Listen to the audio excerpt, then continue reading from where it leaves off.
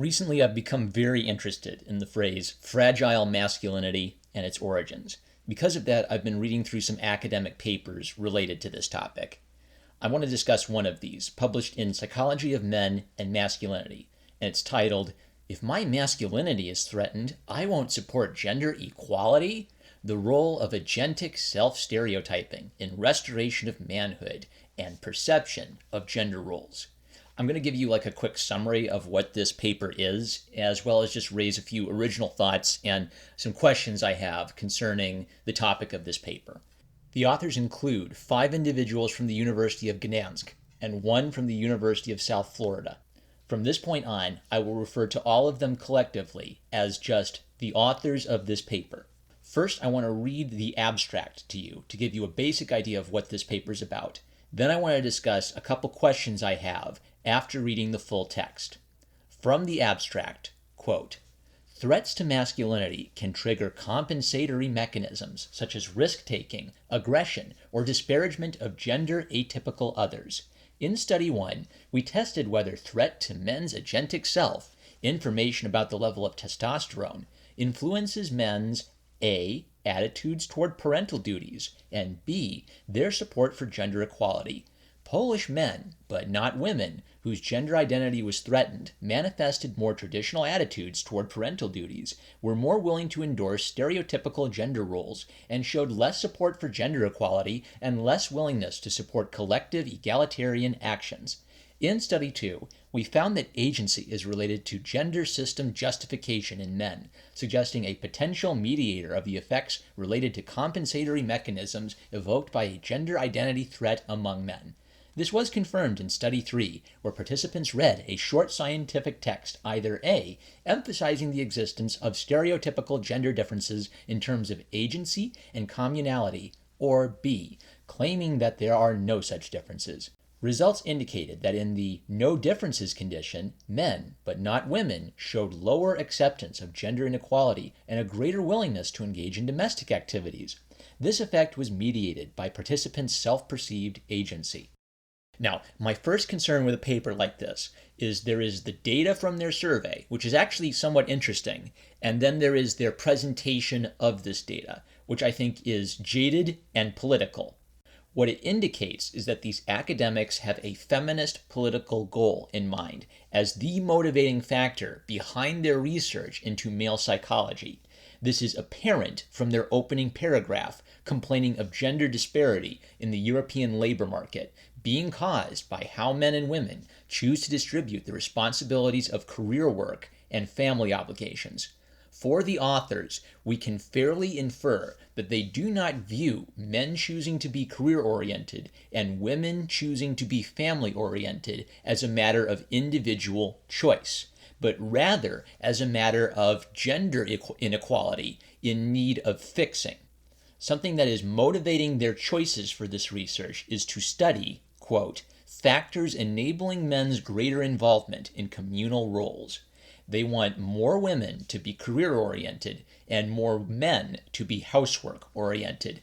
The actual work they're doing studying male psychology is for a specific end goal.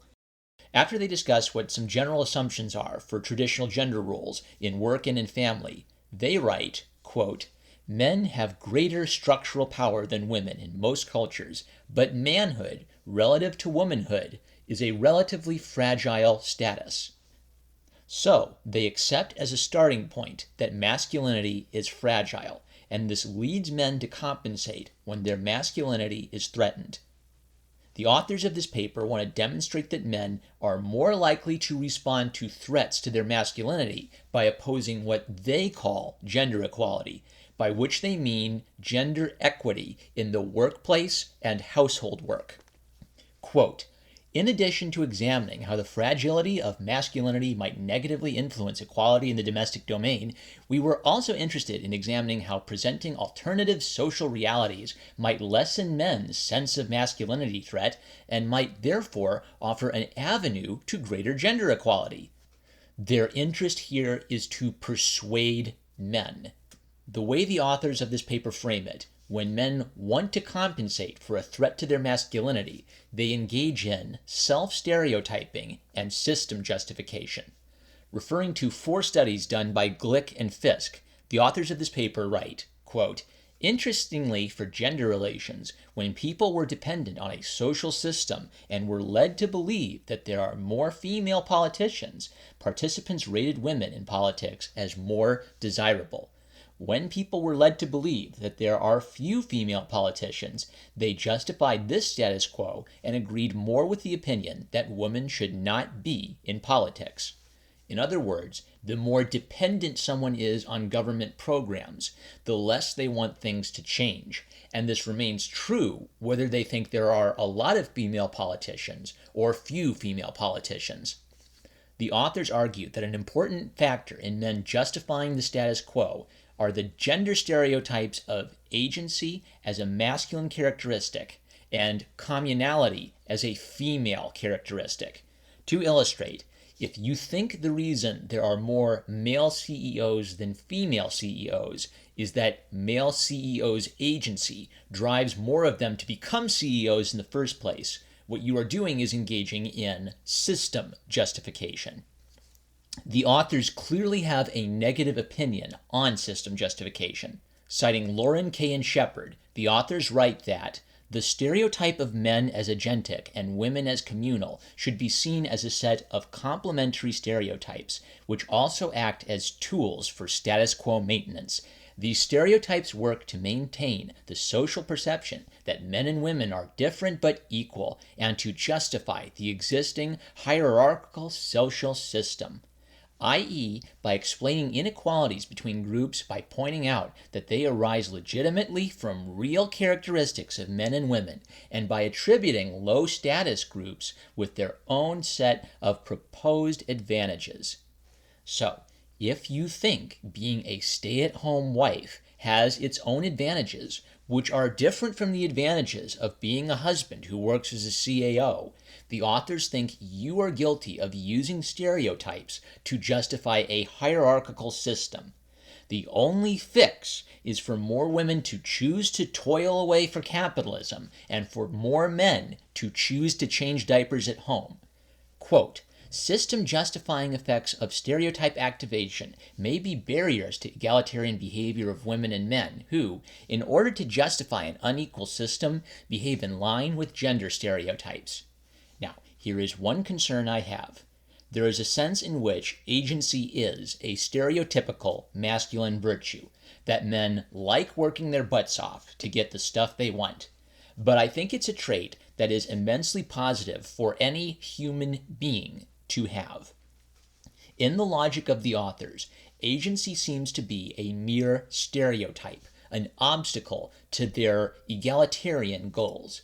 But if women have the agency to choose to work in big business or stay home and care for their children, the only way to respect their agency is to allow them to make that choice for themselves.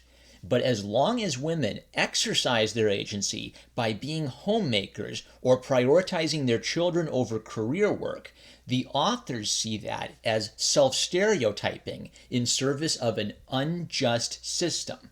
The question I have is, how much equity will it take for this demand to ever be satisfied? Let's imagine 2 systems that both have perfect gender equity. Okay, and in system number 1, for every single stay-at-home mom and working dad, there is also a stay-at-home dad and working mom with a 50-50 split. This society has absolute gender equity. Now let's imagine another society in which every single couple divides career work and household work to some degree. Maybe they alternate each day. The mom works her job and the dad stays home one day, and then the next day the dad works his job and the mom stays home. Well, this brings up all sorts of problems. How can you possibly divide work in such a way that you can say it's objectively a 50-50 split? Is doing laundry harder or easier than cooking? Is working at a high-stress legal firm, is that more or less stressful than breaking up a fight between 2 of the kids? That makes this thought experiment kind of ridiculous, but let's just try to imagine that every single family in America somehow comes up with what they agree is a perfect 50-50 split, where both the mom and the dad, they're doing 50% of the career work and 50% of the household work. Now, both of the societies I've described, they have gender equity, but they are obviously very different from one another. Well, which one of these do we want? What happens if just one of the mothers in either of these perfectly equitable societies decides she would rather stay at home and watch her children rather than work a career just to get money to pay for a nanny to watch her children? Has gender equity been destroyed as a result of this woman's decision? What must be done to restore gender equity again? We're talking about a dream society that is unreachable because we're talking about millions and millions of people and millions of decisions. And as long as we can never reach this imaginary society, someone can always complain that the present society is inegalitarian and blame men and women's free decisions as them self-stereotyping and upholding the unjust system. By making agency a gender stereotype in their research, the authors deny the actual agency of both men and women. I do not want people with this mindset in charge of engineering the balance of work and family life for me. They have a condescending view of the decision-making processes of ordinary people outside of academia. After a discussion of precarious masculinity theory, connecting it to their theory of threatened masculinity, reinforcing gender stereotypes, the authors discussed the actual data from their survey. And this part is actually somewhat interesting. Using a mix of university students and online survey takers, they did 3 separate tests. Quote, in Study 1, we tested the hypothesis that masculinity will trigger compensatory mechanisms among men in Poland, manifested in the endorsement of more traditional views on parental roles and less willingness to act on behalf of gender equality.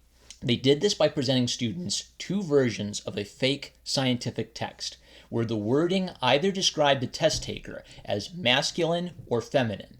Both texts discuss the ratio of the second digit to the fourth digit, the 2D/4D ratio. The texts were meant to trick the students into looking at their own hands and concluding that their ratio indicated they were either feminine, not very manly, or masculine, not very womanly.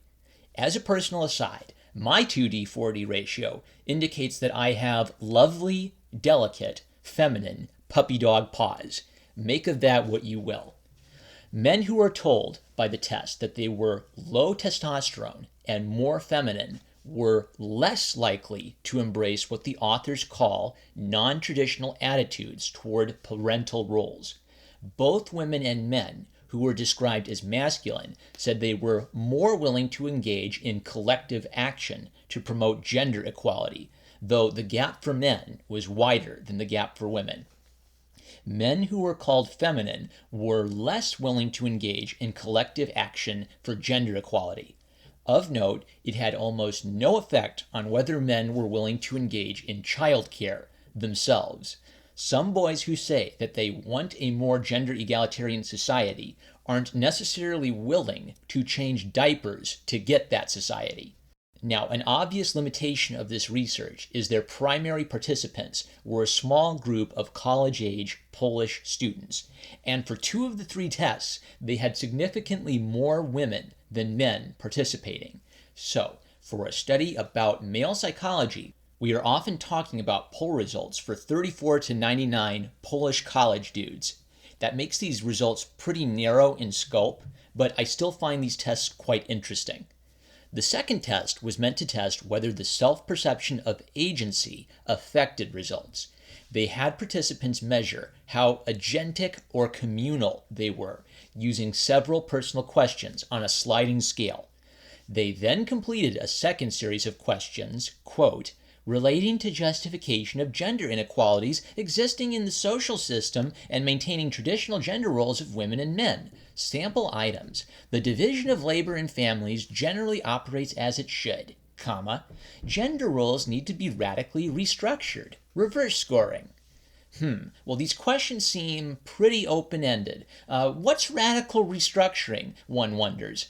At any rate, the authors concluded the following, quote, Study 2 extended previous findings by showing that men's self-stereotyping related to agentic self-construal, which is part of the complementary stereotypes associated with gender, e.g., the men as agentic and women as communal stereotypes. See Lauren et al. 2011, predict justification of gender inequality, and can thus be a potential mediator of the effects related to the compensatory mechanisms maintaining gender inequality.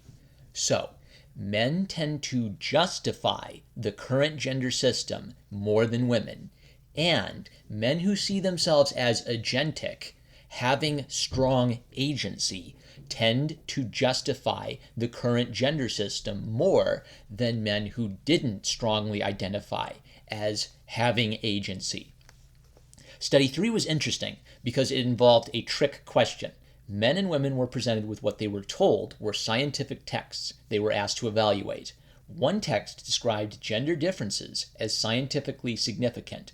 Another described gender differences as not very significant and emphasized gender similarity. I want to quote the authors again to show how their political, social biases color their academic writing. Quote, previous research, Lauren et al. 2011, showed that the motivation to justify the unequal social system to which people were exposed leads participants to show more willingness to perceive themselves in line with gender stereotypes associated with their own group. That is, for example, after being exposed to information highlighting gender inequalities, men perceived themselves as more agentic. In Study 3, we examined if this tendency for self-stereotyping will mediate the compensatory effects linked to precarious manhood that maintain gender inequality. Terms like unequal social system are not neutral and are not scientific. These are loaded terms with moral and political associations. The authors simply assume these terms are valid ways of describing the attitudes and answers of their participants and openly identify what their purpose is in studying male psychology. They want to use male psychology to affect feminist social change. Quote, we predicted that exposure to a social system in which men and women do not differ substantially would lead men to self-stereotype as less agentic. This, in turn, would lead to a weaker tendency to engage in mechanisms maintaining manhood and thus fostering gender inequality, e.g., lower tendency to justify inequality and to align to traditional parental roles. When both young men and young women read a text that emphasized gender differences, men tended to self-identify as having more agency, and women, very slightly, tended to identify as having more agency. Men who read the text emphasizing gender similarity tended to identify as more communal. The gap for both was wider for the men than for the women, which the authors use as evidence for their theory of precarious masculinity. After acknowledging some of the limitations of their research, the authors describe a new emerging concept of masculinity, which they believe will be necessary to prevent fragile masculinity from preventing social change towards the gender equity at work and at home, which they want. Quote, importantly, this new notion has a greater chance of being socially implemented if women are more independent, having access to stable employment. So translation, they believe women need to work more. Women need to start busting their chops to bring home more bacon in order to achieve the ends they want.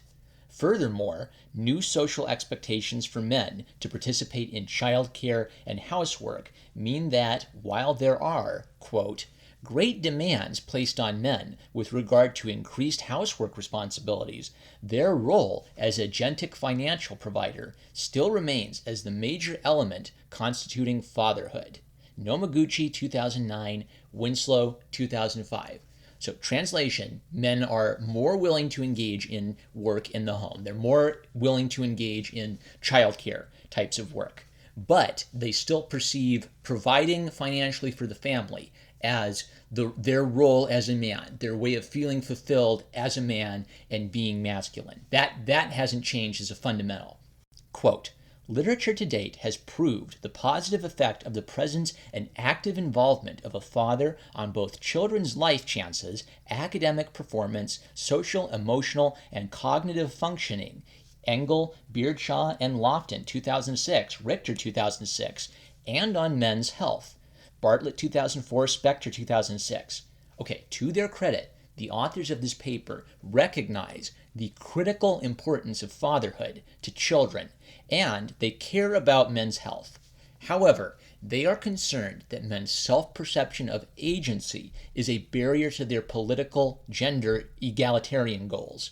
Quote, "In our studies, we've shown that there exists a certain psychological barrier to men's increasing involvement in communal family roles, namely, their self-perceived agency. The agentic self is still strongly embedded in the context of contemporary masculinity and, as such, is the core element of the stereotype of real men. Because men still perceive it as their responsibility to provide financially for their wife and children, they tend to see themselves as having more agency, to work more, and to conform to traditional gender stereotypes." So, in order to achieve their desired social order, the authors recommend the following. Quote, "Affirmative actions with the aim to change the social roles of men and women thus face the challenge of changing the existing status quo by presenting the issue in such a way that respondents are led to believe that the new arrangement is not only possible, but also is actually part of social experiences, e.g., men and women can be equally agentic and communal.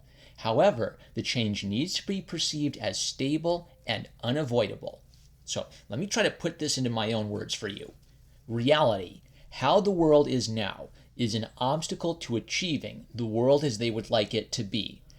In order to use psychology to persuade men that gender equity is desirable and inevitable, the authors believe you need to present a vision of a new status quo to men that seems stable.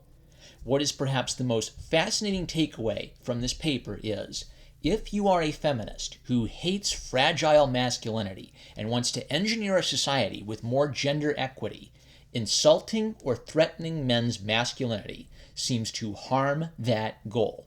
The best thing radical feminists could do is spend all their time telling men how amazingly masculine they are. The more you demean men's masculinity, the more they tend to conform to traditional masculine stereotypes to compensate. So, I suppose my conclusion is, thanks, radical feminists. No one is doing more to prevent men from accepting a new social reality than you guys. Kiss, kiss, fall in love.